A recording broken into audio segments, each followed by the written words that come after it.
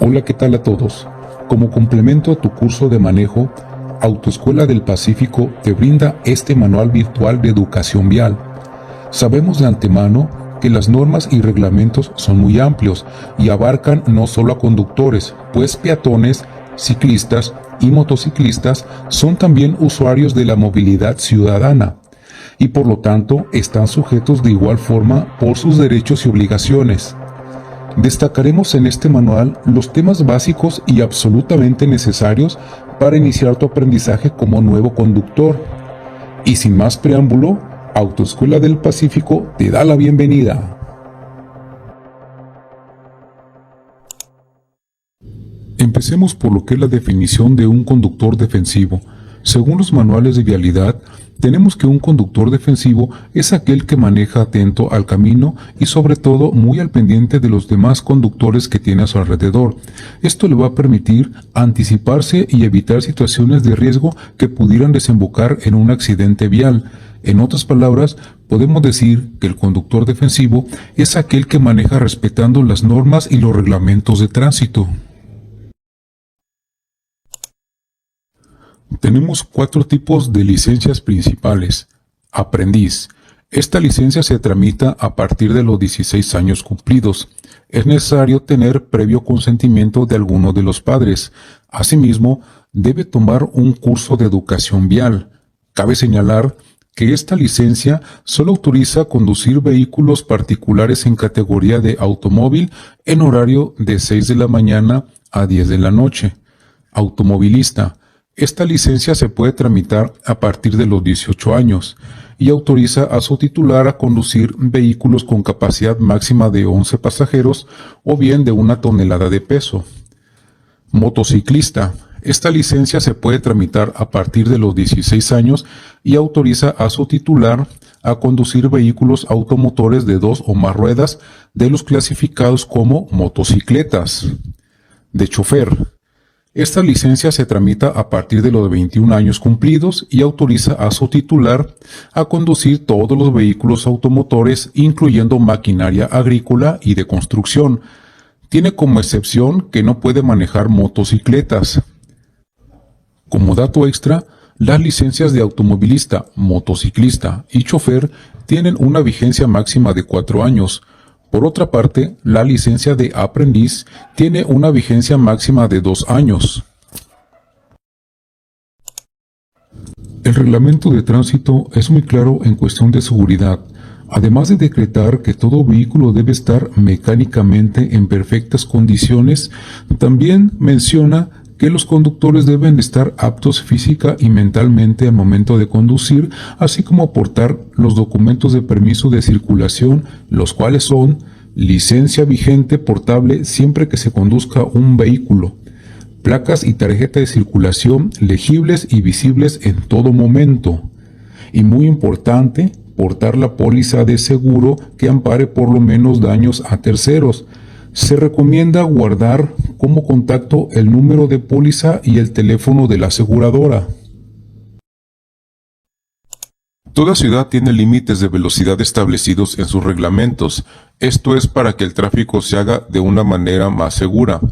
En el caso de Culiacán, tenemos un reglamento general que aplica para los automóviles particulares, las motocicletas y los camiones urbanos, el cual es el siguiente.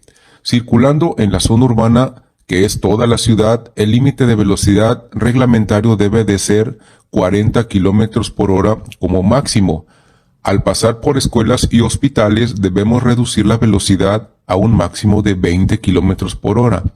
Y al circular por lo que son las carreteras libres o zonas rurales con poca población, lo podemos hacer a 90 km por hora según reglamento. Eso también va a aplicar para los camiones del servicio público. La única excepción que tendrían los camiones del servicio público es que los bulevares de circulación será de 60 km por hora como máximo. En el caso de los camiones de carga, estos deben de circular a una máxima de 35 km por hora en la zona urbana, 15 km por hora en las zonas escolares y los hospitales, y una máxima de 70 km por hora en las carreteras libres o zonas rurales con poca población. Además de estos límites que son los establecidos en el reglamento, al circular por la ciudad notarás que hay otros límites de velocidad que se establecen por señalamientos. Estos límites también están permitidos cuando tengas en la vialidad donde vas circulando dicho límite. Entrando al tema de los derechos de paso, tenemos que empezar por definir qué es un derecho de paso. Este se define como saber quién tiene la prioridad del paso al llegar a un cruce o intersección. Podemos precisar que son los usuarios más vulnerables los que tienen el derecho de paso principalmente, así como los vehículos oficiales. En segundo plano podemos mencionar que el ferrocarril también tiene derecho de paso debido a sus características.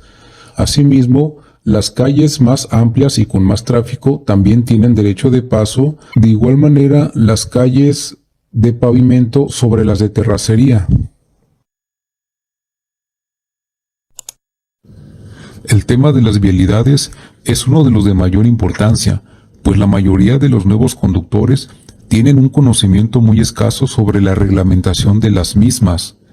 Lo primero que debes saber como conductor es que las vialidades tienen mayor o menor importancia en relación a su movilidad y amplitud. Esto va a determinar cuáles tienen alto y cuáles tienen derecho de paso o preferencia. Haciendo una clasificación de menor a mayor, empezaremos diciendo que las calles son las que tienen menos preferencia, siendo las calles de terracería las de menor importancia. Lo que son las calzadas, avenidas y bulevares tienen un nivel muy similar de importancia. Lo que aquí haría una diferencia, además de su estructura, sería el nivel de automóviles que circulan por ellas, siendo las de mayor circulación las más importantes. Y hablando de circulación, las vialidades que llegan a tener flujos de tráfico muy grandes son las carreteras, siendo estas las de mayor importancia sobre las demás de esta lista. Como pudiste notar en el tema anterior, las vialidades se clasifican dependiendo de su estructura. Las calles pequeñas pueden ser de un solo sentido e incluso de doble circulación. En este caso, la recomendación es circular más hacia tu derecha que al centro de la calle, pero siempre respetando en todo momento el carril que está a tu izquierda. Cuando circules por vías más amplias, siempre debes hacerlo por el carril de la derecha, o bien por el carril central, puesto que en estas calles amplias los carriles de extrema derecha son acotamientos, siempre y cuando tengan una banqueta en color blanco. El carril o los carriles de la izquierda se utilizan principalmente para adelantar otros vehículos o también para virar a la izquierda o dar una vuelta en retorno, siempre y cuando sea un bulevar o una avenida de un solo sentido. Cabe resaltar que al ejecutar la maniobra de adelantamiento, lo correcto es regresar al carril de la derecha para continuar la circulación. Tomando como base el tema anterior, cuando circulamos en la ciudad nos encontramos con vialidades que por su estructura tienen un reglamento muy específico. Estas son las glorietas, los cruces o cruceros y los entronques. Al acercarnos a una glorieta, debemos siempre ceder el paso a los vehículos que ya se encuentren circulando dentro de ella. Asimismo, se debe de rodear de derecha a izquierda evitando cruzarla en línea recta. En el caso de lo que son los entronques, estas vialidades cruzan a otras. La diferencia que tienen es que el camino no tiene una continuidad hacia adelante, siendo necesario dar vuelta hacia la derecha o hacia la izquierda después de realizar alto total en la esquina. En el caso de los cruceros o cruces, la característica principal es que estos por lo general se dan entre bulevares o avenidas con bulevares, etc.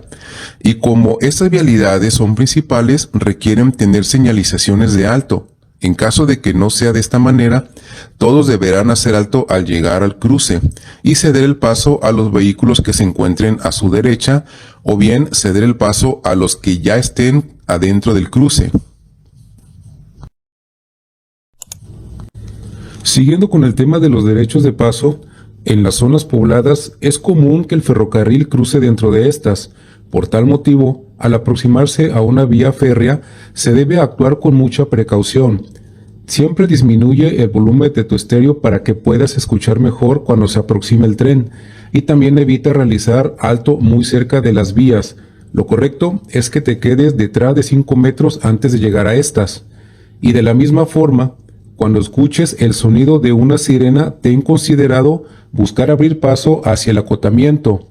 Lo que son las ambulancias, los camiones de bomberos, las patrullas y el ejército mexicano tienen derecho de paso ante una situación de emergencia.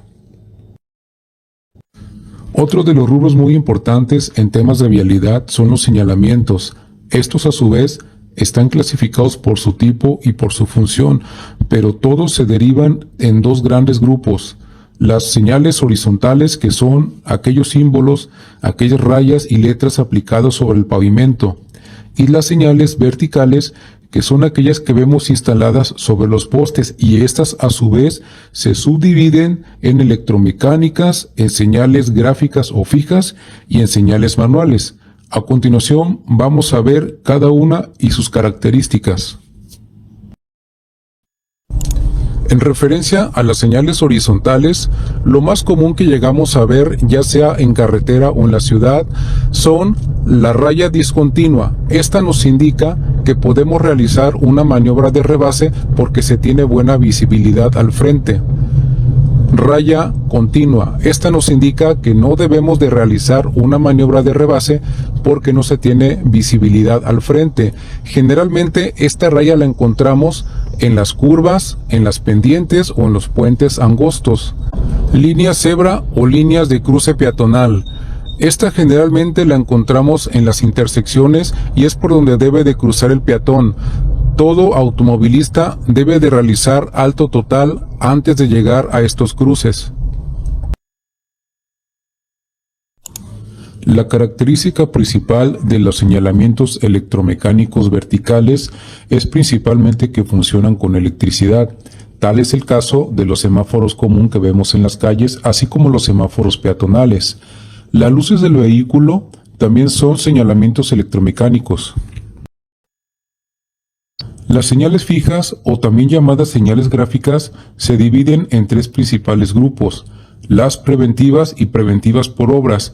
La única diferencia que tienen estas es el color, puesto que el objetivo principal es prevenir al conductor de algún peligro, y principalmente su forma es cuadrada pero en posición de rombo.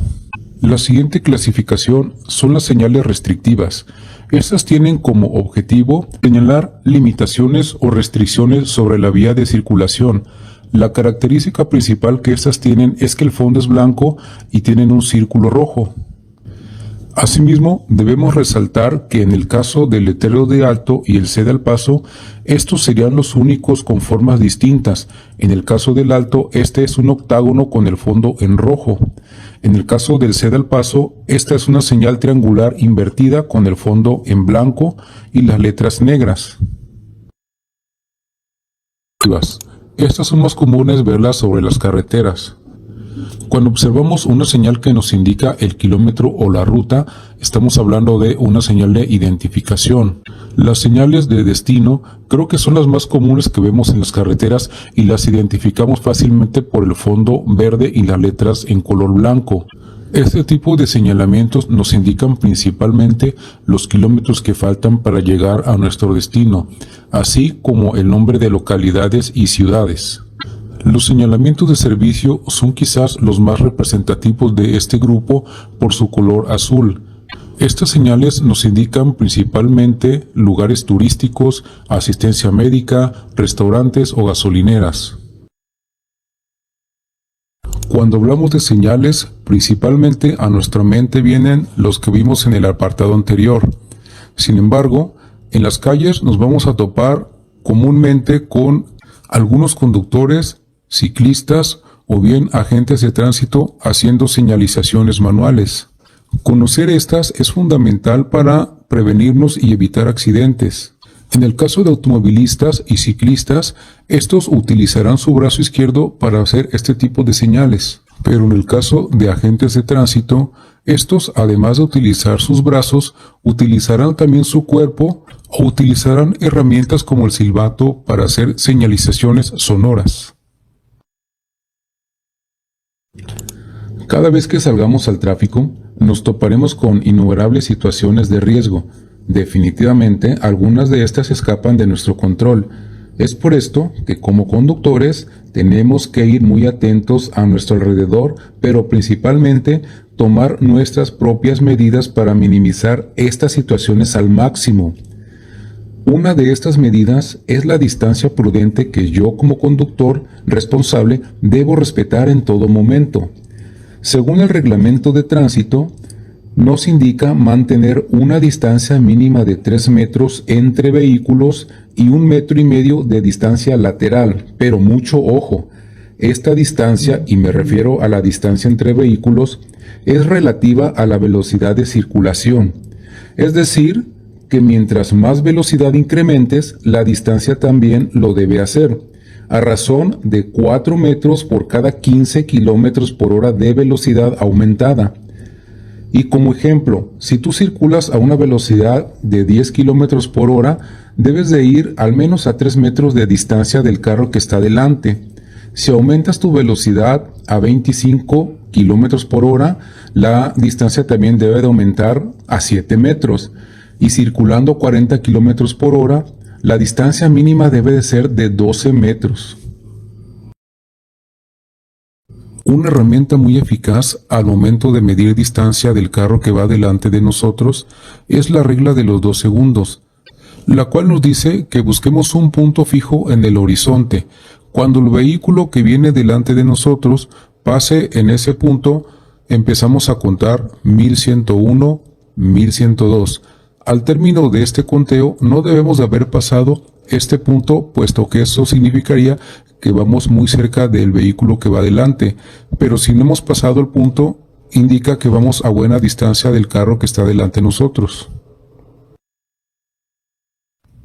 Las colisiones ocurridas comúnmente son ocasionadas por imprudencias de los conductores al no respetar los saltos obligatorios, no guardar distancia prudente, exceder el límite de velocidad o simplemente por realizar maniobras sin ningún tipo de precaución. En los casos donde la colisión fue de frente, se debe a que uno de los conductores invadió el carril de sentido contrario. Cuando ésta se da por alcance, es decir, por atrás, se debe a no guardar distancia o bien ir distraído del camino. Cuando la colisión se da por un costado, puede deberse a que uno de los conductores al rebasar ingresó al carril sin el espacio suficiente, o bien también se pueden provocar cuando alguno no respeta el alto correspondiente. Uno de los temas principales cuando se habla de accidentes viales, desafortunadamente, es el uso del celular.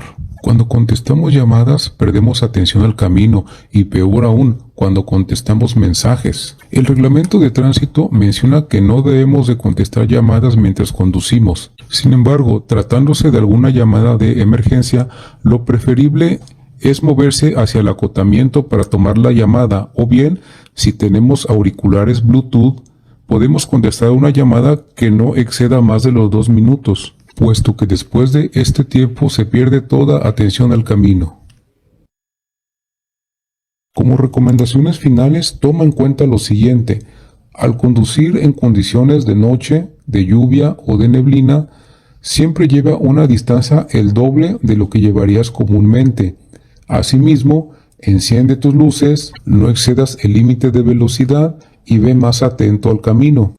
Regularmente revisa el nivel de aire en las llantas, pues estas de repente pueden poncharse y no nos damos cuenta. Asimismo, para las temporadas de lluvias, asegúrate de que el parabrisas esté funcionando correctamente, pero sobre todo, evita manejar bajo los influjos del alcohol, pues sumado con el uso del teléfono celular, son las causas principales de accidentes en la vialidad y desafortunadamente, muchos de ellos con consecuencias fatales. Hemos llegado al final de este viaje, pero tu camino apenas comienza y Autoescuela del Pacífico te desea la mejor de las suertes.